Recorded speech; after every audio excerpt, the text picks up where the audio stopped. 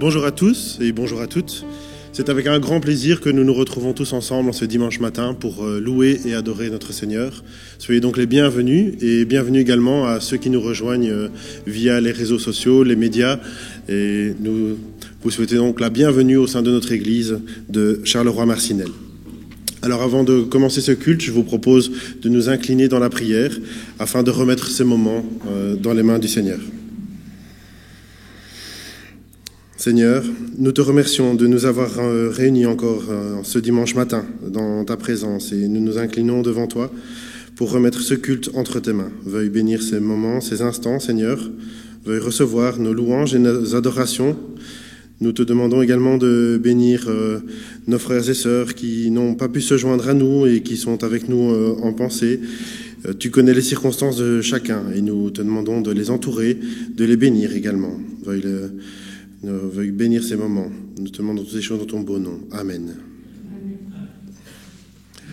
Alors nous allons débuter ce culte par le chant « Ton nom est grand », dans lequel sont relevées les différentes raisons pour lesquelles nous venons en sa présence ce dimanche matin. Alors pour certains, la semaine a parfois pu être pénible, parfois difficile pour certaines circonstances. Pour ma part, jusqu'à hier, je pouvais presque compter sur les doigts de mes deux mains le nombre d'heures pendant lesquelles j'avais pu dormir parce que le petit a été malade toute la semaine, c'était donc pas facile.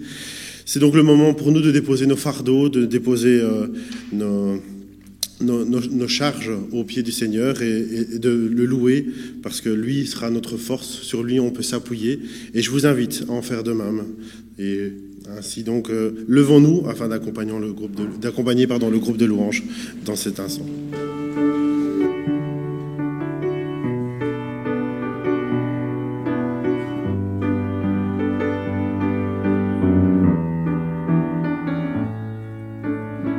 Je viens dans ta présence, Seigneur de l'univers. Rien n'a plus d'importance, rien n'a plus de valeur. Je viens chercher ton cœur, volonté, me tenir prosterné en chantant tes louanges. Ton nom est grand, ton nom est saint, ton nom est digne de louange. À toi l'honneur, à toi la gloire, à toi la puissance et la force. Jésus, agneau de Dieu. Je viens dans ta présence, déposer mes fardeaux, tout ce qui me retient de m'approcher de toi. Tu es mon bouclier, mon abri, mon semblant. Vers toi, Seigneur mon Dieu, je veux lever les mains.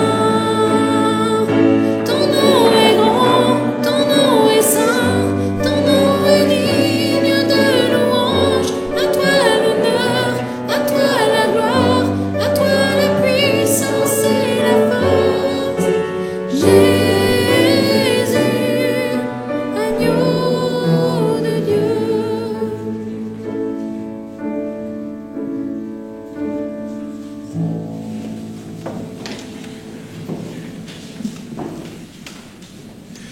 C'est tellement réconfortant de se dire qu'on n'est pas seul, que Jésus est à nos côtés. Au vu de l'actualité, quand on regarde ce qui se passe dans le monde, on peut se sentir parfois tellement petit. Regardez au Maroc avec le tremblement de terre, en Libye avec les intempéries. Il y a quelques semaines, c'était l'Europe qui était ravagée par les feux. Que ce soit dans notre vie quotidienne, où parfois nous avons l'impression de perdre le contrôle, ou au regard justement de ces faits d'actualité, lorsque nous voyons que nous sommes très petits dans ce monde qui semble finir et sombrer dans le chaos.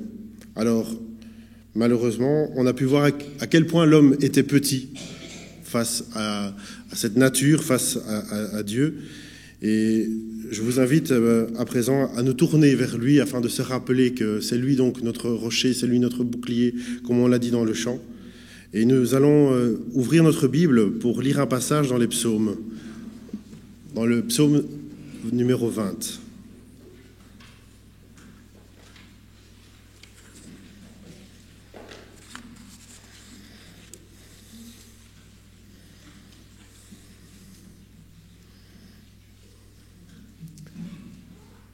Alors, psaume numéro 20, et nous débuterons à partir de la lecture à partir du verset 1. Donc, au chef de chœur, psaume de David.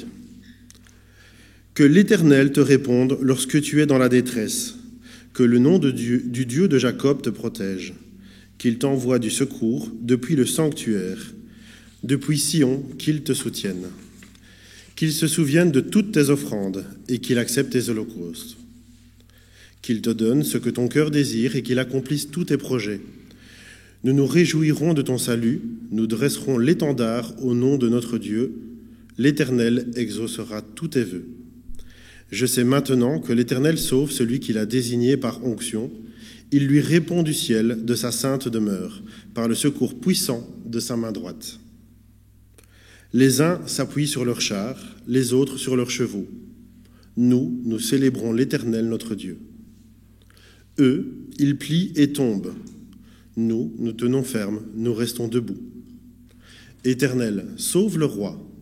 Réponds-nous quand nous faisons appel à toi. Alors, comme on peut le voir dans les deux derniers versets, les versets 8 et 9, évitons de perdre en fait notre temps en nous appuyant sur nos propres forces, en nous appuyant sur ce que nous pensons être sûr, parce que quand nous regardons les faits d'actualité que j'ai cités précédemment, quand la nature se déchaîne, en fait, il ne reste rien. On a beau avoir construit, avoir mis les meilleurs matériaux, on a beau avoir mis tout son esprit, toute son énergie, finalement, quand la nature se déchaîne, quand les événements sont là pour reprendre le fil de leur cours, voilà. Rien ne résiste, ça ne sert à rien, le combat est déjà perdu d'avance pour nous. Alors finalement, abandonnons-nous à Dieu, parce que c'est lui qui dirige toutes choses, et remettons toutes choses entre ses mains, parce qu'il saura nous protéger. Je vous propose maintenant de poursuivre avec le chant « Mon secours est en toi », ainsi que le chant « Mon Dieu est si bon ». Le groupe de louanges va donc nous accompagner, et je vous invite à vous lever afin de chanter avec eux.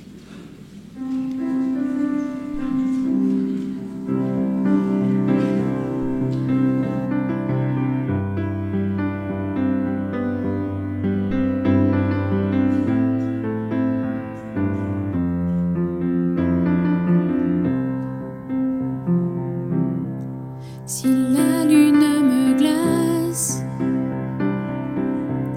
et le soleil menace, Créateur des étoiles, mon secours est en toi.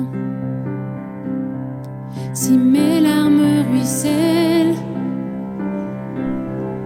et que mon pas chancelle, Créateur de la terre, mon secours est en toi. Je lève les yeux vers les hauts sommets. Toi seul est mon Dieu, je proclamerai. Toi seul est ma force, toi seul me restaure, mon secours est en toi.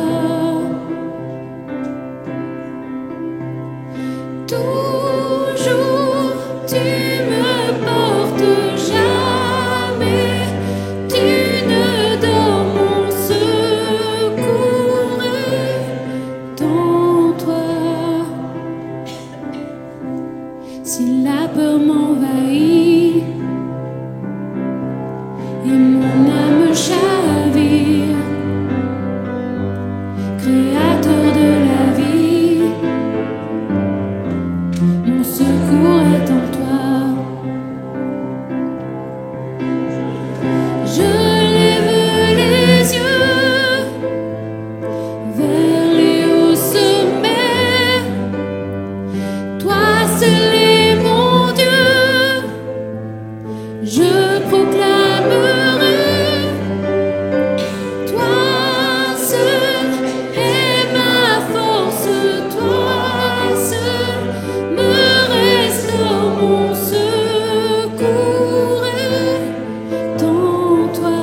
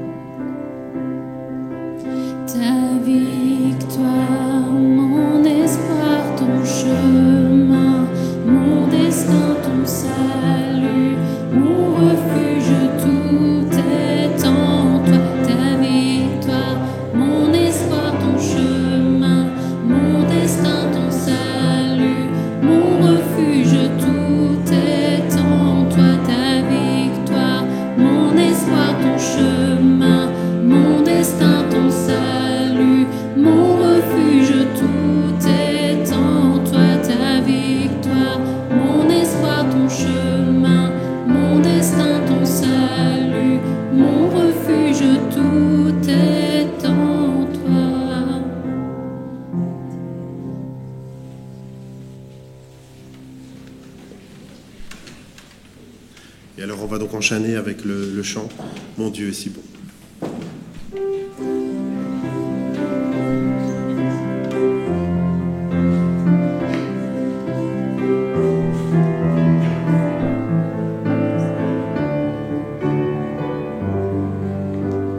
Mon Dieu est si bon, il prend bien soin de moi. Ce Dieu si fidèle, sais-tu qu'il pense à toi? Il voudrait t'aider dans tes dires. Il faut que tu viennes à lui tel que tu es. Dieu sait si bien ce qui te semble lourd, qui te fait mal, te trouble chaque jour. Il connaît tes besoins, ta peur du lendemain. Avec mon Dieu, tu sais tout ira bien. Il vit à jamais, c'est un Dieu tout-puissant. Il te répondra, viens à lui simplement. Quand tout semble noir, triste et désespéré, sais-tu que là-haut tu n'es pas oublié?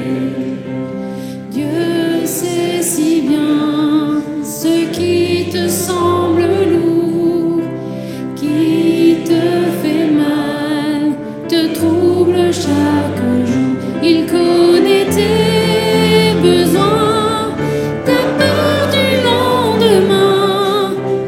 Avec mon Dieu, tu sais tout ira bien. Mon Dieu t'aidera, il conduira tes pas. Si tu veux marcher, te plier à sa loi, alors ne crains plus, tu peux compter sur lui. Il accomplira tout ce qu'il a promis.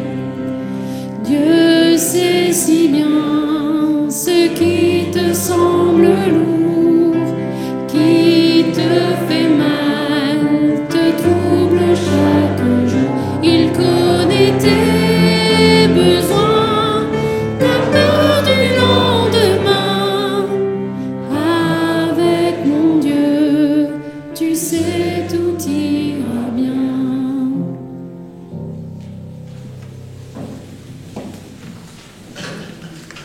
Avec notre Dieu, tout ira bien. Amen. Nous trouverons donc notre secours en lui qui dirige tout. En lui seul, nous trouverons donc ce refuge durant les moments difficiles que nous pouvons rencontrer. Alors, nous allons poursuivre notre culte avec une deuxième lecture dans notre Bible, toujours dans le livre des psaumes. Cette fois-ci, nous lirons le psaume 33. Et nous débuterons la lecture à partir du verset 8. Donc, psaume 33, à partir du verset 8.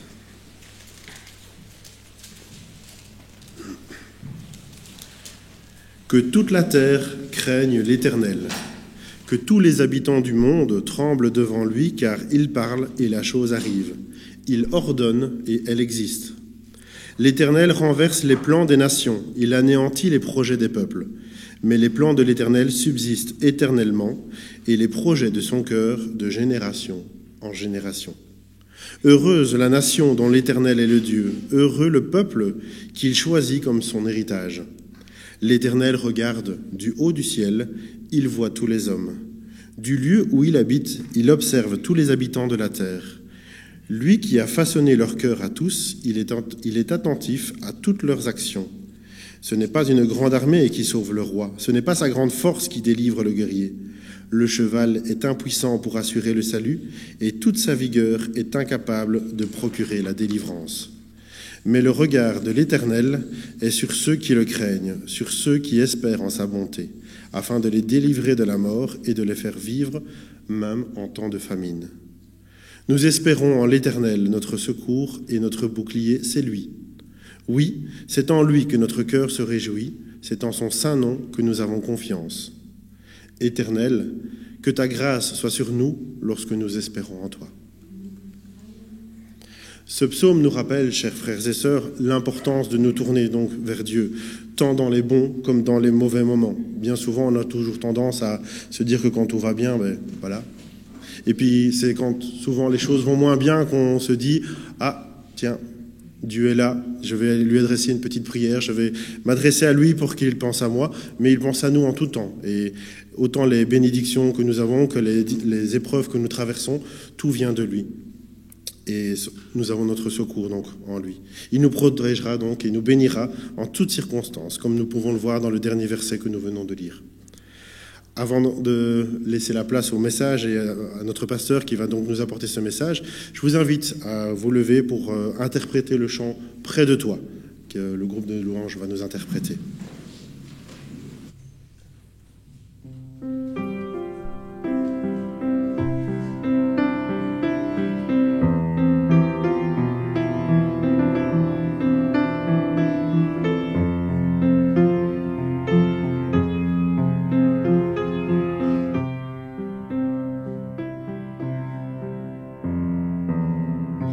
Ébloui par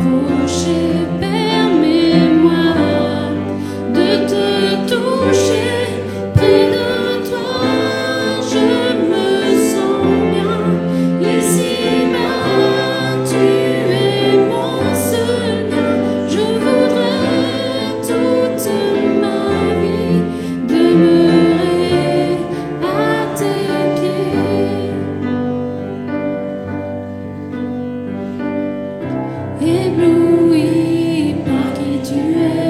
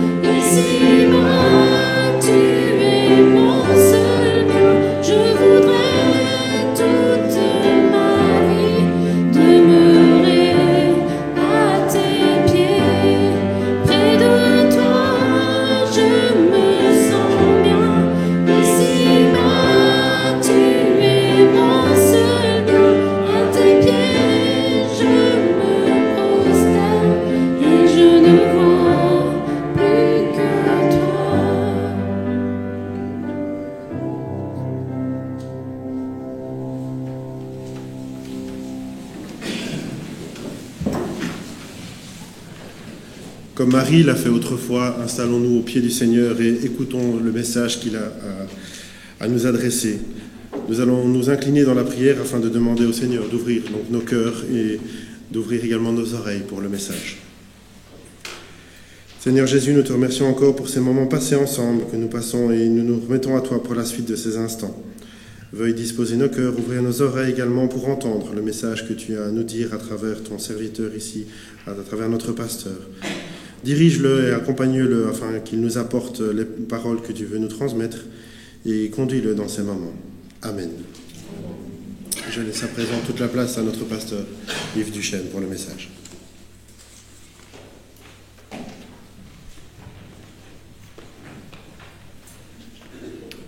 Chers frères et sœurs, bonjour.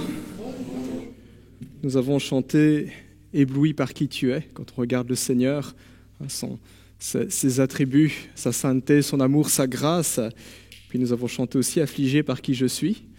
Alors c'est vrai que quand on se regarde dans le miroir ou quand on fait l'examen de son cœur, on réalise que oui, il y a peut-être des choses bien, mais il y a des choses qui ne vont pas non plus. Et le refrain se termine « J'ai besoin de ta grâce dans ma vie ». Et c'est ce que nous voulons faire encore, nous mettre à l'écoute de ce Dieu de grâce, ce Dieu qui a la puissance de pardonner nos péchés, mais aussi de changer notre cœur, de nous aider à vivre autrement, vivre mieux. Nous retournons dans le Sermon sur la montagne, une série que nous avons commencée il y a 2 semaines, donc aujourd'hui c'est le 3e round. Et le titre du message est « Suis-je une bonne personne ?» Est-ce que vous pensez être quelqu'un de bien ? Suis-je une bonne personne ? Alors c'est une question qui mérite vraiment d'être posée. Sommes-nous des gens bien ? Sommes-nous justes ? Sur quels critères pouvons-nous objectivement nous fonder pour dire qu'on a affaire à quelqu'un de bien ? Là, on a affaire à un bon citoyen, à un bon mari, à un bon père, une bonne épouse, un bon employé, un bon patron, un bon chrétien. Sur quels critères objectifs peut-on se fonder ? Alors dans notre pays, il y a des lois. Je ne les connais pas par cœur. Je pense que personne dans la salle peut dire « moi je connais tout le code pénal, tout le code civil par cœur ». Mais nous vivons dans un État où il y a des lois. Et c'est vrai que l'on pourrait s'appuyer sur les lois de notre pays comme critère pour déterminer si on a affaire à quelqu'un de bien ou quelqu'un de mauvais. Cependant, en agissant ainsi, nous nous rendrons vite compte des limites d'une telle démarche.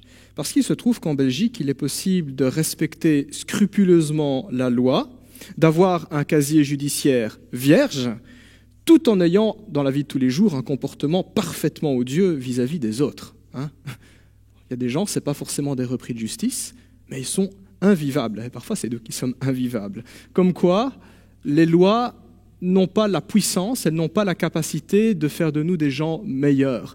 Les lois, elles peuvent simplement nous imposer un comportement qui ne sera pas destructeur pour vivre en société. Mais ça reste une obligation extérieure.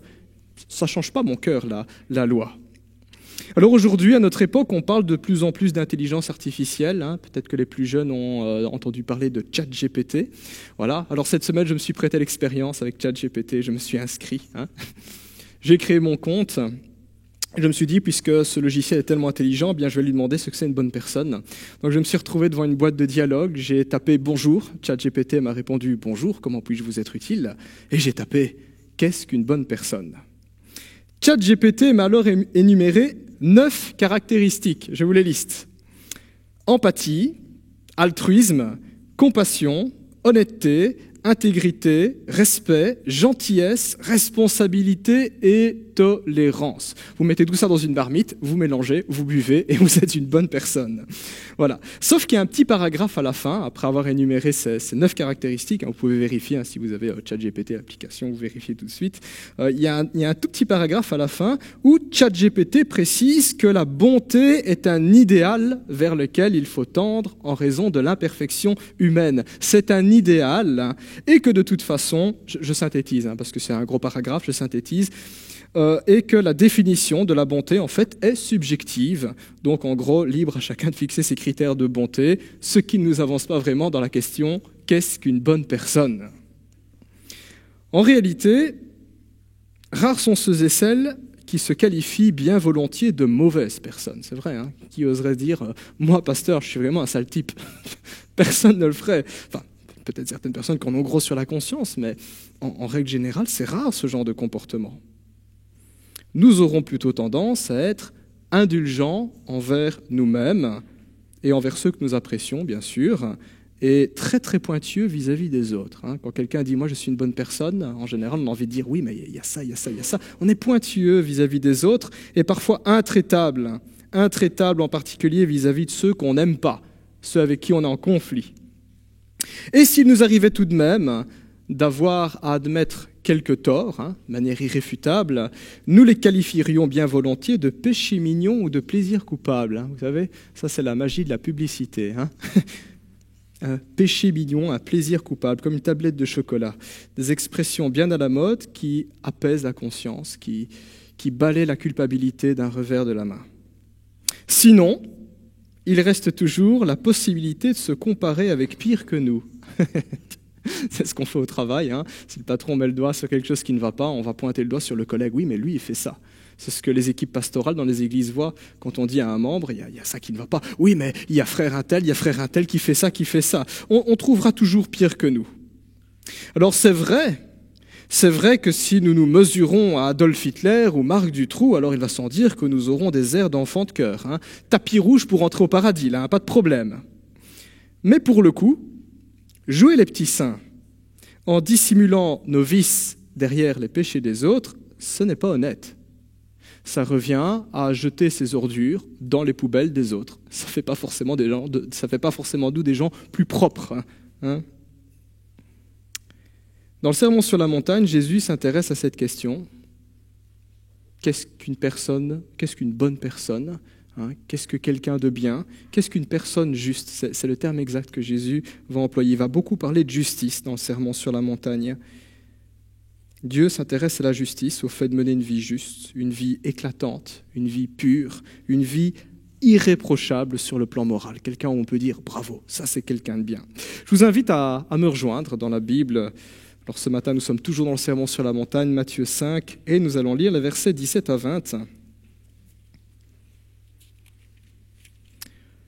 Et voici ce que Jésus dit, Matthieu chapitre 5, à partir du verset 17.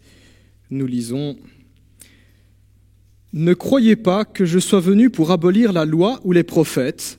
Je suis venu non pour abolir, mais pour accomplir. En effet, je vous le dis en vérité, tant que le ciel et la terre n'auront pas disparu, pas une seule lettre, ni un seul trait de lettre ne disparaîtra de la loi avant que tout ne soit arrivé. Celui donc qui violera l'un de ces plus petits commandements et qui enseignera aux autres à faire de même sera appelé le plus petit dans le royaume des cieux. Mais celui qui les mettra en pratique et les enseignera aux autres, celui-là sera appelé grand dans le royaume des cieux. En effet, je vous le dis, si votre justice ne dépasse pas celle des spécialistes de la loi et des pharisiens, vous n'entrerez pas dans le royaume des cieux. Jusque-là, la lecture. Je vous invite à prier. Seigneur, nous voulons nous placer devant toi ce matin et nous mettre à ton écoute, toi qui es le Dieu qui te révèle, toi qui es le Dieu de toute justice, de toute perfection. Nous voulons te demander d'éclairer nos âmes, d'éclairer notre conscience, d'éclairer notre Église, Seigneur, de nous aider à avoir une compréhension juste de ce que tu désires nous enseigner dans ce passage. Aide-nous à avoir une juste appréciation de nous-mêmes et une juste appréciation de toi conforme à ta parole. Nous croyons que c'est sur cette voie-là que nous marcherons dans le vrai, que nous pourrons être heureux et que tu seras glorifié. Au nom de Jésus. Amen. Suis-je une bonne personne ? Dans les quelques paroles du Christ, ici, du verset 17 au verset 20, il est question de la loi et des prophètes. C'est l'expression que Jésus emploie. Et forcément, la question se pose quand on lit ce passage, mais qu'est-ce que la loi et les prophètes ? Alors pour rappel, bien, l'évangile de Matthieu, initialement, était écrit pour des Juifs. Jésus était juif, et le sermon sur la montagne, il l'a prêché à des Juifs. Donc pour comprendre ces propos, nous n'avons pas le choix, nous devons pénétrer la mentalité juive, la culture juive, pour comprendre toutes ces expressions ou toutes les allusions que le Christ emploie. Alors la loi et les prophètes, c'est quoi ? C'est une expression que les Juifs employaient, et qu'ils emploient encore aujourd'hui, pour désigner leurs écrits sacrés, c'est-à-dire tout l'Ancien Testament, de Genèse jusqu'à Malachie. Ça, c'est la loi et les prophètes. Et plus particulièrement, la loi de Moïse, ce que les Juifs appellent la Torah, les 5 premiers livres de la Bible. Alors la loi était un ensemble de règles, et elle l'est toujours. Si vous discutez avec un rabbin et que vous lui demandez c'est quoi la Torah, il vous dira c'est la loi de Moïse, les commandements que Dieu a donnés à Israël. Il s'agit d'un ensemble de règles très complexes. Si vous désirez en avoir juste un petit avant-goût, lisez le livre du Lévitique, vous verrez combien c'est assez complexe. Un ensemble de règles complexes qui décrivent ce à quoi ressemble une vie qui est juste, une vie qui est pure aux yeux de Dieu. Pour les Juifs, une personne juste, Une bonne personne, quelqu'un de bien, c'est donc quelqu'un qui respecte correctement la parole de Dieu, la loi de Dieu, les commandements du Seigneur. Et croyez bien qu'il en faut vraiment de la volonté pour y arriver. Alors nous les chrétiens, nous connaissons bien les 10 commandements. Mais les 10 commandements, ce ne sont que 10 commandements sur 613 dans l'Ancien Testament. Je n'ai pas compté, il y a des spécialistes qui l'ont fait à ma place, mais si vous comptez chaque commandement dans tout l'Ancien Testament, il y en a 613. C'est 248 obligations et 365 interdictions qui concernent tous les domaines de la vie, allant de la manière de prier, en passant par la manière de s'habiller, par l'action sociale, le droit des étrangers, le droit des pauvres et même le droit des animaux. Dans la loi de Moïse, il y a le droit des animaux. Par exemple, tu ne muselleras pas le bœuf quand il foule le grain. Droit des animaux. Moïse n'a pas attendu Brigitte Bardot. C'est très complexe. Tous les domaines de la vie sont couverts par la loi de Moïse. Si donc, dans votre entourage, vous avez des juifs de conviction religieuse juive, eh bien, vous pouvez tirer votre chapeau. Parce qu'il relève ce défi d'obéir scrupuleusement à ça, mettre en pratique la loi de Dieu, mettre en pratique la parole de Dieu. 613 commandements, 24 heures sur 24, 7 jours sur 7, il faut le faire. Alors bien entendu, du temps de Jésus, certaines lois étaient sujettes à débat. Il y avait plusieurs interprétations possibles. Les rabbins de l'époque n'étaient pas d'accord et donc ils débattaient. Et encore aujourd'hui, les rabbins débattent. Et donc, au fil des siècles, les Juifs se sont lancés dans des réflexions extrêmement complexes, extrêmement sophistiquées, ajoutant une tradition bien plus volumineuse que la loi elle-même, pour discuter avec un rabbin, Mishnah, Talmud ou encore toutes les traditions rabbiniques. Des bibliothèques et des bibliothèques. On a largement dépassé les 613 commandements, qui sont déjà fastidieux. Vous imaginez ? Tout cela pour obéir à la parole de Dieu. Alors du temps de Jésus, quand le Christ a prononcé cette prédication, le sermon sur la montagne, il y avait 2 groupes en Israël qui sortaient vraiment du lot. 2 groupes qui méritaient d'être mentionnés.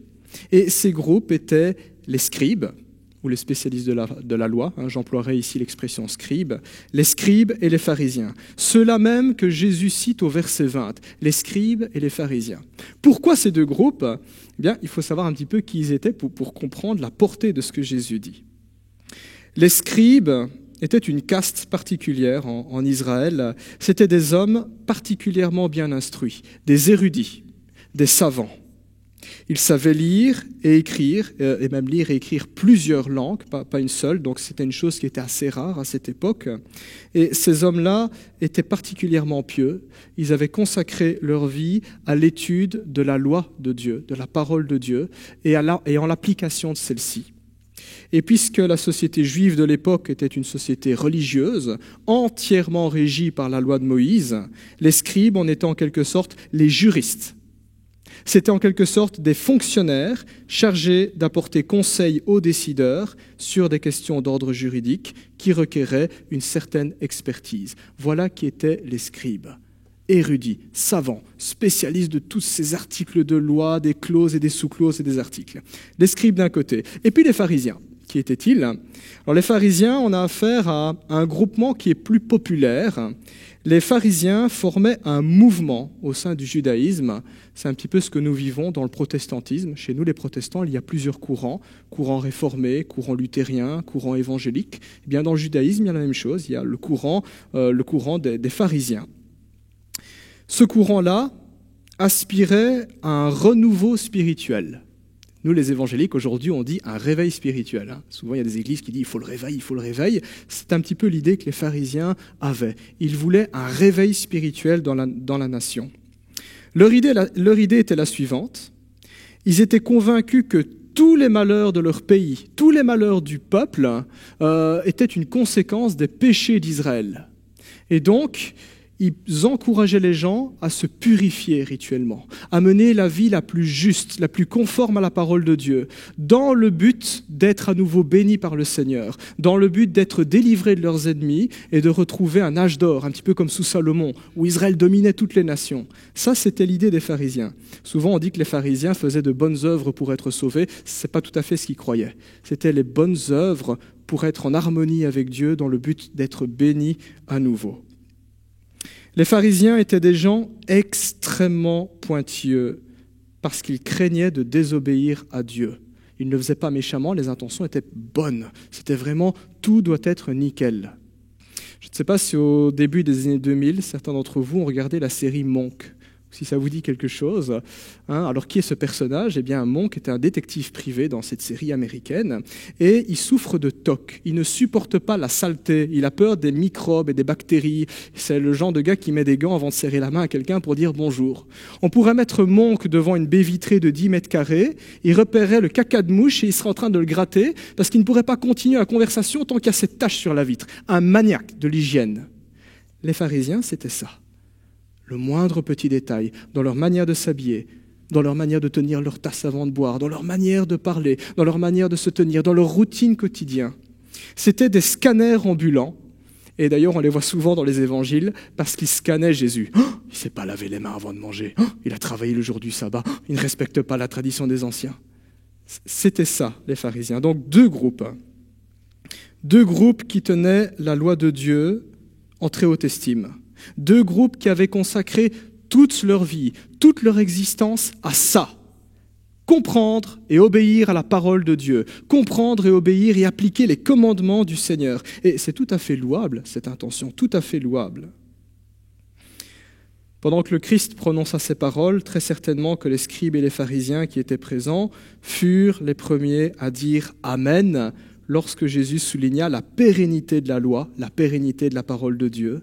Verset 18, Jésus dit « Cette loi tiendra aussi longtemps que le ciel et la terre. » Voilà, tant que la création se maintient, la loi est maintenue, on ne chipote pas. Jésus en rajoute une couche en disant « Pas un seul trait de lettre, pas un iota, ça dépend de la traduction que vous avez de la Bible, pas un iode, pas la plus petite lettre de l'alphabet grec ou hébreu, pas un moindre petit détail de cette loi ne disparaîtra. » Verset 19, Jésus surenchérit encore et dit « Quiconque enseignera aux autres à faire peu de cas de cette loi sera considéré comme petit dans le royaume de Dieu. » Sous-entendu que l'estime que Dieu nous porte dépend de notre obéissance. Tu obéis bien et tu enseignes aux autres à obéir, Dieu, tu auras l'approbation divine. Dans le cas contraire, tu auras sa désapprobation. C'est ça que Jésus dit. Sur ce point, Jésus était donc parfaitement en phase avec les scribes et les pharisiens, à savoir qu'on ne plaisante pas avec ce que Dieu a dit. On ne chipote pas. Ça fait un petit peu écho à ce que notre frère Philippe a lu dans sa présidence, psaume 33, 9, « Car il dit et la chose arrive, il ordonne et elle existe. » Dieu promulgue ses décrets pour qu'ils soient appliqués. Alors il faut savoir que... je saute un paragraphe. Donc, le Christ insiste sur la pérennité de la loi. Mais tout de suite après, ce fut la douche froide pour ces personnes-là, puisqu'au verset 20, Jésus dit « Si votre justice ne dépasse pas celle des scribes et des pharisiens, vous n'entrerez pas dans le royaume de Dieu. » Vous imaginez le choc pour le peuple, pour les scribes et pour les pharisiens ? Et Jésus est en train de dire « Les scribes et les pharisiens, non, ce n'est pas de bonnes personnes. Ce n'est pas des gens justes. Ce n'est pas des gens bien. Ils n'entreront pas dans le royaume de Dieu. » Écoutez, Jésus, il les met hors de ce royaume. Pour Jésus, malgré toute l'érudition, toute la discipline, toute la sincérité, tous les efforts des scribes et des pharisiens, ils étaient toujours perdus dans leur péché, comme quoi le chemin qui mène à l'enfer est pavé de bonnes intentions. Pour Jésus, les scribes et les pharisiens n'étaient pas aussi bons et justes qu'ils le pensaient. Si vous en doutez, vous ouvrez dans vos Bibles Matthieu chapitre 23 et vous lisez tout le chapitre 23. Et là, le Christ exprime le fond de sa pensée sur les scribes et les pharisiens. Alors, je ne connais pas par cœur le chapitre 23, mais j'en connais le refrain. Et le refrain est le suivant : « Malheur à vous, scribes et pharisiens hypocrites !» Pour Jésus, non, ce n'était pas de bonnes personnes. Alors, il faut savoir que les scribes et les pharisiens étaient tenus en très haute estime. Tout le monde pensait que ces gens-là, ils étaient bien. C'était de bons croyants. Tout le monde pensait qu'on avait là le gratin, le summum de la spiritualité juive. Si donc eux n'entraient pas dans le royaume de Dieu, qui pouvait y entrer ? Voilà pourquoi l'affirmation de Jésus, si votre justice ne dépasse pas celle des scribes et des pharisiens, était vraiment choquante pour tout l'auditoire, à commencer les scribes et les pharisiens qui entendent ça. Choquant ce que Jésus dit. En une seule phrase, Jésus s'attaque à cette croyance populaire, selon laquelle nos actes, notre discipline, notre acharnement peut nous élever sur le plan moral et spirituel, peut nous octroyer quelques mérites. Et c'est ce que l'on voit dans pratiquement toutes les religions. Dans l'islam, par exemple, il faut que les bonnes œuvres, la quantité de bonnes œuvres dépasse les mauvaises œuvres. Dans les religions orientales, le principe du karma, pour avoir un bon karma, il faut être gentil, il faut avoir de bonnes œuvres. Dans le catholicisme également, avec tout un système d'œuvres surrogatoires qui peuvent bénéficier à d'autres. Système d'œuvres. En une phrase, Jésus balaie tout ce système. Ça ne marche pas. Nos bonnes actions sont incapables de contrebalancer nos mauvaises actions. C'est une idée toute humaine de se dire que je peux avoir un point de vue méritocrate vis-à-vis de Dieu. Ça ne marche pas comme ça. Ça ne marche pas comme ça parce qu'aux yeux de Dieu, il n'y a rien de caché. Dieu connaît notre cœur. Dieu connaît tout dans notre vie, tout dans les moindres détails. Quand personne ne nous voit, Dieu, lui, nous voit. Et il se trouve que dans notre vie, il y a de bonnes actions. Notre cœur est capable de produire de bonnes actions. Même un athée endurci est capable de s'émouvoir, de faire preuve de compassion et d'agir en conséquence. Et puis, dans notre vie, il y a aussi de mauvaises actions.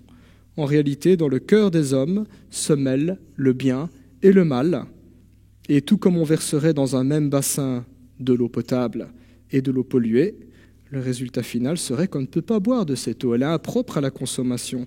Ainsi, le verdict de Dieu, quand il voit nos cœurs et quand il voit ce mélange, son verdict est que l'homme est impur, l'homme n'est pas juste, l'homme est pécheur. Je ne vais pas dire impropre à la consommation parce qu'on n'est pas de l'eau, mais vous comprenez la comparaison. En raison de notre péché, personne ne peut dire à Dieu « Moi, je suis quelqu'un de bien. Moi, je suis quelqu'un de juste.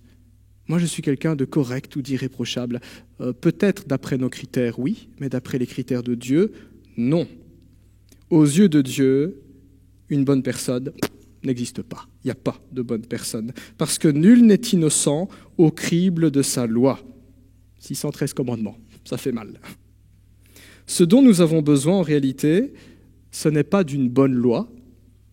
Ce dont nous avons besoin, ce n'est pas que le Seigneur ajoute une couche supplémentaire en rajoutant encore des règles et des règles et des règles.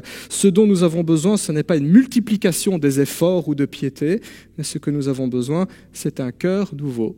C'est une greffe spirituelle. Ce que nous avons besoin, c'est un nettoyage, une désinfection en profondeur, car avec notre cœur actuel, nous ne pouvons pas satisfaire la justice que Dieu attend de nous. Si vous en doutez, relisez juste les 10 commandements sur les 613 et posez-vous la question, y a-t-il un moment dans ma vie où j'ai désobéi à un des 10 commandements ? Je ne cite que celui qui dit « tu ne convoiteras point », ni les biens des autres, ni le mari ou l'épouse de ton prochain. Est-ce qu'il nous est déjà arrivé de convoiter un objet, une personne ? Nous avons enfreint la loi de Dieu. Si les 10 commandements ne suffisent pas, relisez tout le sermon sur la montagne. On va le faire dans les dimanches qui viennent, mais le Christ nous dit, Matthieu 5, 21 et suivant, le simple fait de se mettre en colère contre quelqu'un, avoir du mépris pour lui dans notre cœur, on est passible de l'enfer, dit le Christ. Le simple fait de regarder quelqu'un dans la rue et de se dire « je le mettrais bien dans mon lit », on l'a déjà commis. Parce que l'intention qui nous pousse à poser l'acte est la même intention qui nous pousse à nourrir des pensées perverses. La même chose du Seigneur. C'est une infraction à l'intention de pureté du Seigneur qui est exprimée dans la loi.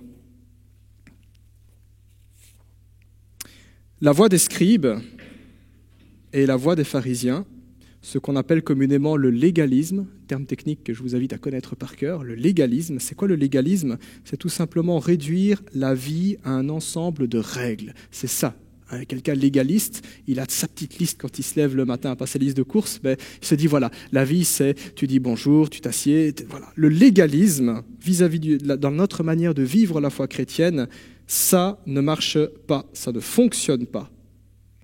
Or, nous devons le dire, et on ne le dira jamais assez, c'est que trop souvent, nous les chrétiens, nous vivons comme ça. Nous vivons comme des légalistes. Et nous gérons parfois même des situations auxquelles nous sommes confrontés de manière légaliste. Nous voyons Dieu comme un législateur. Nous voyons la Bible comme un code de loi qui est fait d'obligations et d'interdictions. Et nous considérons la vie chrétienne comme une stricte obéissance aux commandements divins. Et en ce sens, le bon chrétien est à nos yeux celui qui manifeste un ensemble de comportements précis et prévisibles. Démonstration, il y a 30 ans d'ici, on disait qu'un bon chrétien ne va pas au cinéma. Une bonne église, il n'y a pas de guitare électrique et de batterie, parce que ce sont des instruments du diable.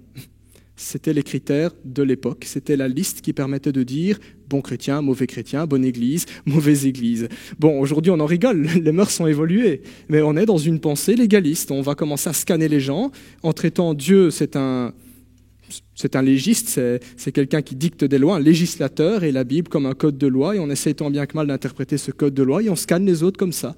Ça crée un esprit de jugement, ça crée un esprit de supériorité.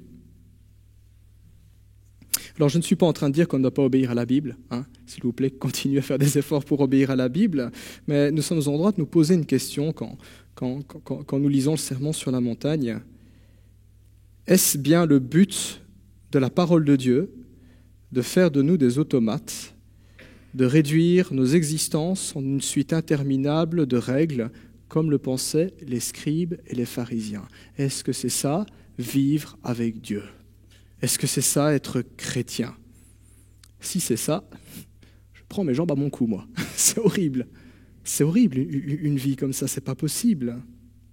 En tout cas, Jésus ne le croyait pas. Dans le Sermon sur la montagne, nous y reviendrons par la suite, mais Jésus parle beaucoup de Dieu comme étant notre Père. Notre Père. On n'est pas dans une relation juridique. On est dans une relation qui est pleine d'affection, pleine d'amour. Il y a autre chose. Au verset 17, Jésus dit « Je suis venu non pour abolir la loi ». Pas venu peut-être pour mettre une croix rouge sur la loi. Donc à ce niveau-là, ça a rassuré les scribes et les pharisiens. Jésus dit « Je ne suis pas venu pour abolir la loi ou les prophètes, mais pour accomplir ». Le Christ est venu pour accomplir la loi. Alors qu'est-ce que ça signifie, cette parole? Quelle est la portée de cette parole pour nous? Le Fils de Dieu, en tant que parole divine incarnée, faite chair, est venu ici-bas sur terre, non pour édicter une nouvelle loi, non pour initier, pour lancer une nouvelle religion, mais Jésus est venu pour réaliser, pour révéler, pour démontrer à nos yeux le sens profond de ce que Dieu a toujours voulu dire et pour nous enseigner la portée pratique de ses commandements. Le Christ, par sa vie, nous a montré quelle a toujours été l'intention de Dieu derrière chaque règle, derrière chaque commandement. Et là où les hommes, pendant des siècles, et en particulier la nation d'Israël, là où les hommes n'ont vu que des règles et ont cherché leur propre justice par leur propre force en faisant de la religion un voile hypocrite pour couvrir le mal et l'injustice, le Christ, par sa vie parfaite et son enseignement, dévoile que l'intention de la loi a toujours été de nous éduquer à l'amour pour Dieu et pour notre prochain. Voilà à quoi elle doit servir. Matthieu, chapitre 22, versets 36 et 37, vous avez un scribe, un spécialiste de la loi qui va trouver Jésus. Et dans le but de piéger Jésus, il lui dit « Quel est le plus grand commandement ?» Et le Christ dira sans hésiter, c'est le suivant. Tu aimeras le Seigneur ton Dieu de tout ton cœur, de toute ton âme, de toute ta force et de toute ta pensée. Et voilà le second qui lui est semblable, il lui met au même pied d'égalité. Tu aimeras ton prochain comme toi-même. Et Jésus dira au verset 37, donc chapitre 22, 37, Jésus dira, de ces deux commandements dépendent toute la loi et les prophètes, tout l'Ancien Testament. Autrement dit, si tu as compris que tu dois aimer Dieu et que tu dois aimer les autres, tu n'as pas besoin de loi, ça se met automatiquement en route. Quelques exemples, si je m'en réfère aux 10 commandements. Si j'aime Dieu, c'est logique que je n'aurai pas d'autre Dieu devant ma face. Si j'aime mon prochain, je ne tuerai pas. Qui a compris l'amour n'a plus besoin de règles, n'a plus besoin de lois, n'a plus besoin de commandements. Ça coule de source. Jésus reviendra un petit peu avec cette idée, avec cette intention divine qui est derrière la loi et qui doit conduire le comportement du croyant. Dans Matthieu 7, 12, c'est ce que dans la tradition chrétienne nous appelons communément la règle d'or. En Matthieu 7, 12, Jésus dira « Tout ce que vous voudriez que les hommes fassent pour vous, vous aussi faites-le de même pour eux, car c'est ce qu'enseignent la loi et les prophètes. » Tu veux faire du bien à l'autre? Tu veux lui montrer ton amour chrétien? Eh bien, commence par te poser la question, qu'est-ce que j'aimerais qu'on me fasse? De quelle manière est-ce que j'aimerais être traité? Ça me ferait plaisir. Peut-être que ça ferait plaisir à l'autre. Tu veux savoir si quelque chose fera du bien ou du mal à l'autre? Eh bien, pose-toi la question, est-ce que moi j'aimerais bien qu'on me traite comme ça? Si la réponse est non, la Bible dit alors le fais pas aux autres. tout simplement, parce que c'est ce que dicte la loi. L'amour, tout simplement. Qui a compris l'amour, qui est conduit, qui est animé par l'amour de Dieu, n'a plus besoin de règles et n'a plus besoin de loi. En réalité, la loi de Dieu est temporaire. Elle est juste un pédagogue qui nous prend par la main pour nous conduire là où nous devons nous rendre, jusqu'à ce que nous soyons capables d'y aller par nous-mêmes. Pas moi qui le dis, c'est l'apôtre Paul qui le développe exhaustivement dans Galates chapitre 3 et 4. La loi est un pédagogue, elle a un rôle temporaire. Ou pour prendre une illustration, la loi de Dieu est un tuteur. Pour ceux qui ont la main verte, quand une plante est toute petite, quand elle est chétive, on met un tuteur pour qu'elle se tienne bien. Eh bien, c'est ça la loi. Elle a un tuteur qui nous maintient dans un comportement juste, une règle, un commandement qui nous est imposé pour adopter un comportement juste, jusqu'à ce que nous soyons capables de nous-mêmes de désirer et de choisir la justice.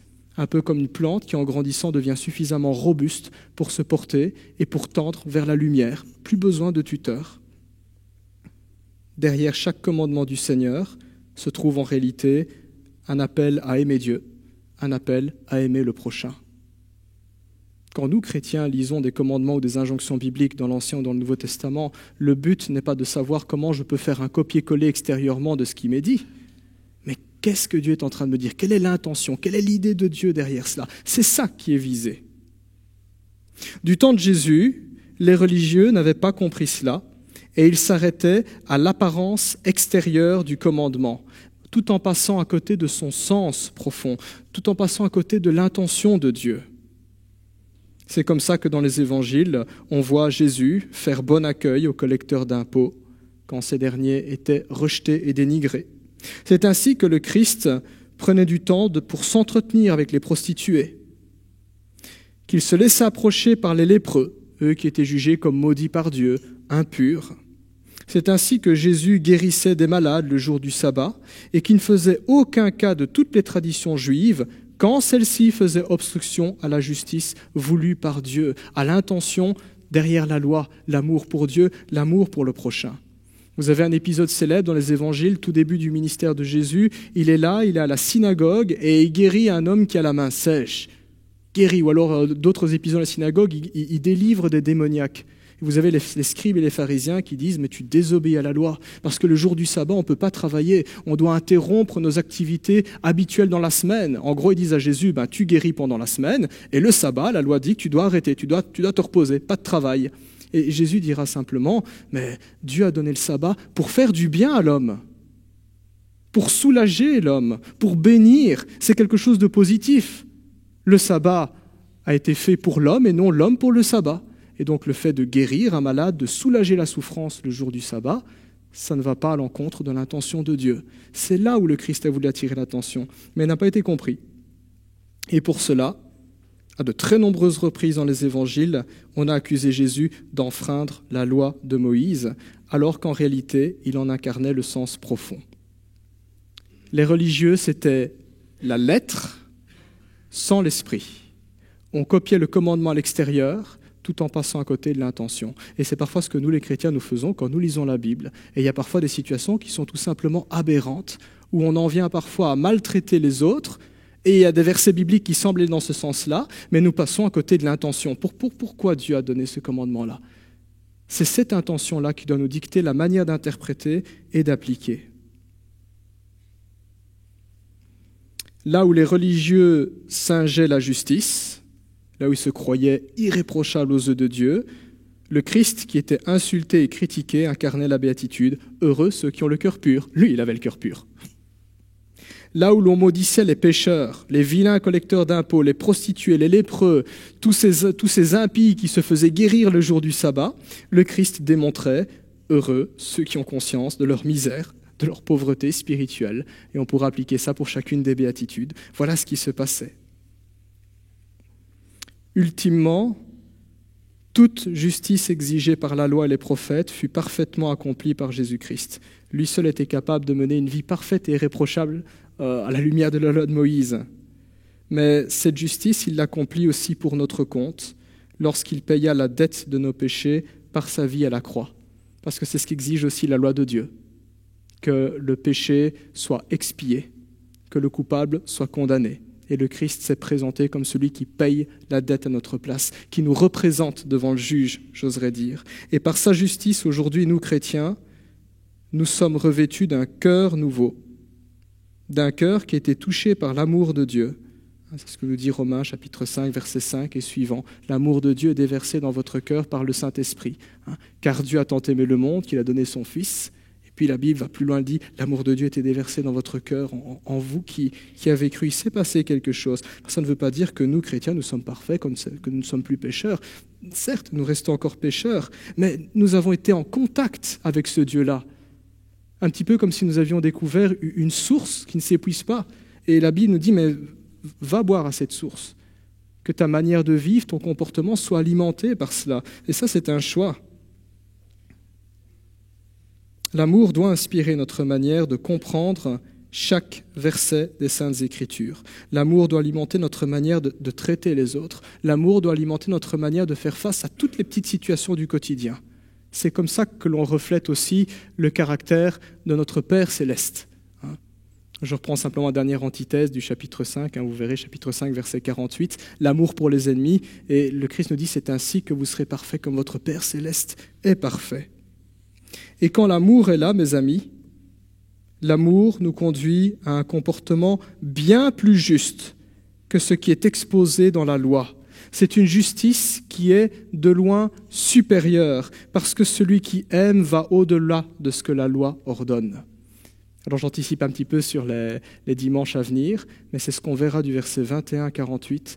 Jésus-Christ prendra 6 exemples qui étaient très importants pour les Juifs, et il leur dira à chaque fois, « Vous avez appris qu'il a été dit », et il cite la loi.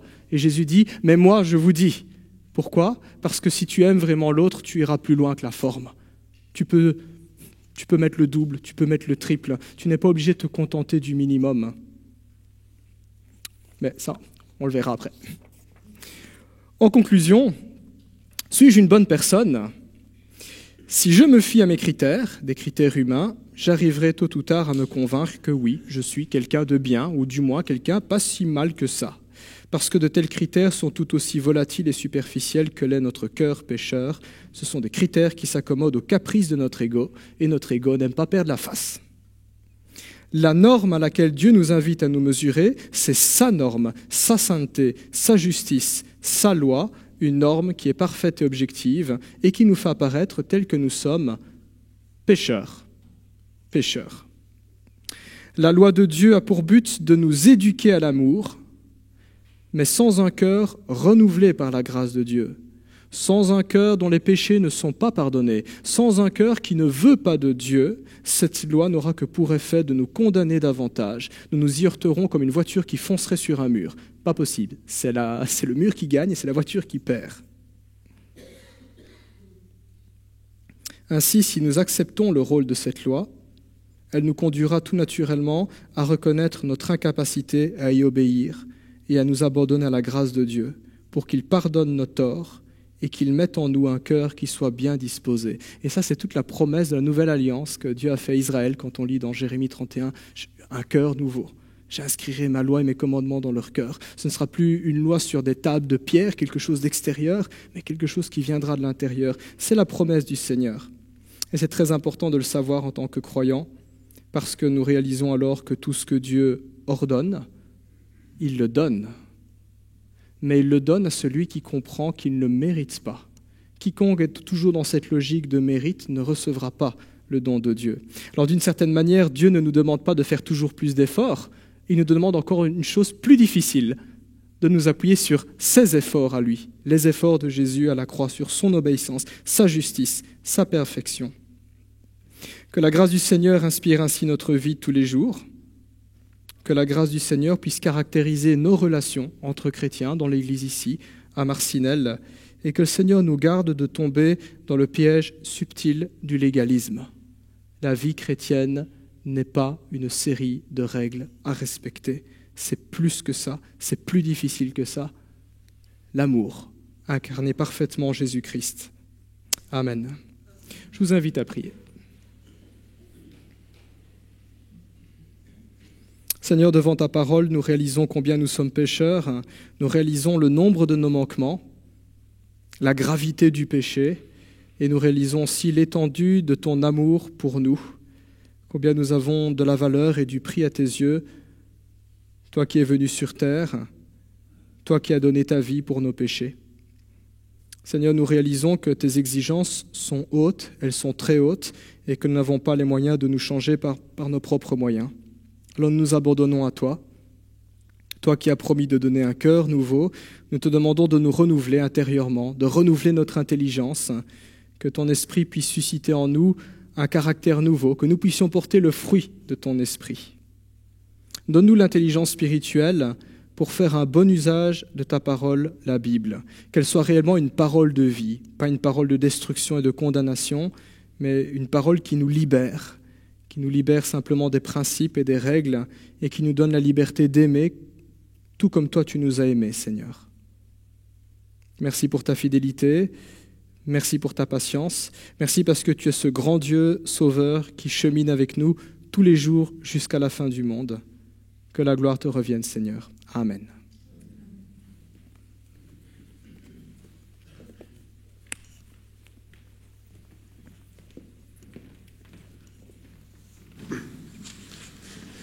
Merci, pasteur, pour ce beau message. Effectivement, ce ne sont pas nos actes qui nous sauvent, c'est le sang qui a coulé sur la croix. Et c'est ce qui nous permet de passer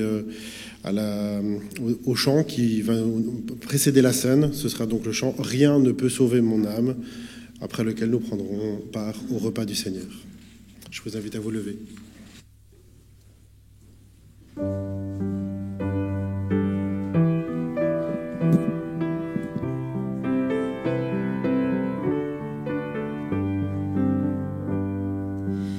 Rien ne peut sauver mon âme, rien que le sang de Jésus. Pour elle, je ne réclame rien que le sang de Jésus. Précieux sang de l'agneau qui me donne un cœur nouveau. Rien d'autre je ne veux plus, rien que le sang de Jésus. Pour mon pardon je ne vois rien que le sang de Jésus. Pour mon salut je ne crois rien que le sang de Jésus.